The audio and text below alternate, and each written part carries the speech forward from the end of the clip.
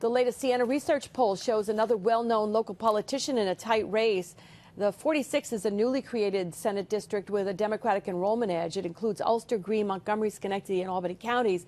But Republican Assemblyman George Amador has a thin 3-point lead over Cecilia Tackage. It, as we said, again, includes Ulster, Greene, Montgomery, Schenectady, and Albany counties. Perhaps even more interesting is what's happening with the Roy McDonald Senate seat that he's no longer fighting to hold.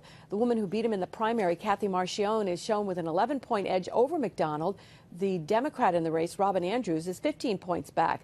McDonald is still on the independents line, although he stopped actively campaigning after the primary. The results of these two races are considered important because they could go a long way toward determining the majority party in the state Senate. Here to talk about that and the results, the big picture, is Siena Pollster Steve Greenberg.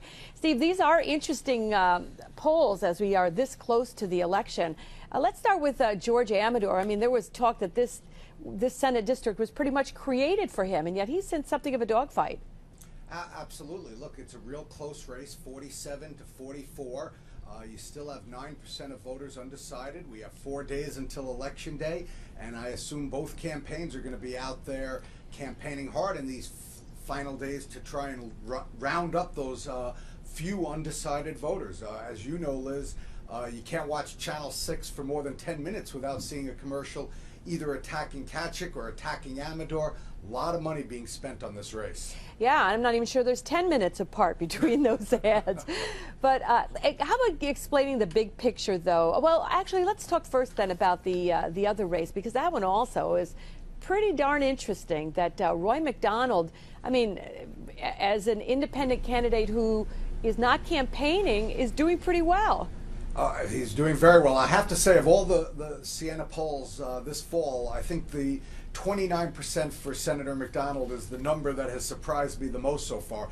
And I should point out to the viewers, when Siena asked about this, we led into that question with the fact that Senator McDonald was beaten in the Republican primary, remains on the ballot on the independents line, but has said he is not campaigning for re-election. And in light of that, who are you going to support? And still, more than a quarter of voters said they're supporting Senator McDonald, who remains the most well-known and most favorable candidate among the three in that district. Yeah, they didn't see it as a wasted vote then. No, not at the moment. They're not, at least, that's for sure. All right, and how about just a quick... He's getting his support. 25% of Democrats support him, 26% of Republicans, 35% of independents. So his support at the moment is coming from across the political spectrum. Sure makes you wonder, what if he had decided to campaign? There's no question. That was one of the first questions that popped into my brain when I saw these numbers. Yeah. How about just quickly that big picture in the Senate with these races?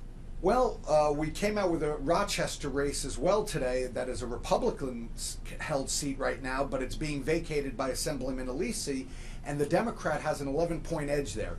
Look, the Republicans are going after the Democrats in 2 downstate seats.